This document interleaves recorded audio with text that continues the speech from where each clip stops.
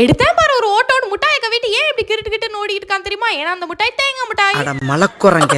என் தங்கம் அழகான காதலகன் தானே நீங்க கொடுத்துருப்பான்னு எவ்வளவு கெஞ்சினாலும் லாக்கருக்குள்ள பதுக்கி வச்சுட்டு ஒரே ஓட்டம் தான். Okay let me try. நீ சிண்டு ஒரு பக்கம் கெஞ்சினாலும் அவளை போடின்ட்டான். இது சரிப்பட்டு வராது. கூப்பிடுங்க நாட்டாமையன் மது கூப்பிட்டு மொட்டை மண்டையில டமால் டமில் நாலு அடிய போடவும் பதுக்கி வச்சிருந்தது துப்பி. இதுக்கு பின்னாடி என்ன கதைனா பர்த்டேக்கு ஸ்ரீபிரியா பொட்டிக்ல பிளவுஸ் தைக்க கொடுத்துருந்தேன். வந்த பார்சலை பிரிச்சு பார்த்தா சர்ப்ரைஸா ஒரு ட்ரெஸ் தைச்சு கொடுத்துருந்தாங்களா. அதோட இருந்த தேங்காய் முட்டையை நம்ம வீட்டு தேங்காய் தின்னி தெனப்பே கவிட்டு ஒரே ஓட்டமா ஓடி பர்த்டேக்கு முந்தின நாள் நைட்டு அம்மர் கிளம்ப ஆரம்பிச்சுட்டு உனக்கெல்லாம் சர்ப்ரைஸ் பண்ண தெரியுமா அப்படின்னு என்னையவே வாய பழக்க வச்சிருச்சு இந்த மதுகுண்டு. ஆனா சோகம் என்னன்னா சீக்ரெட் மெயின்டைன் பண்ற பேருல இந்த பட்டாசு போட்ட பண்ணி மாதிரி பதறிக்கிட்டு அங்கிட்டு இங்கிட்டு ஓவர் ஆக்ஷனோட தெரியுமானா அதுல நான் கண்டுபிடிச்சிருவேன்.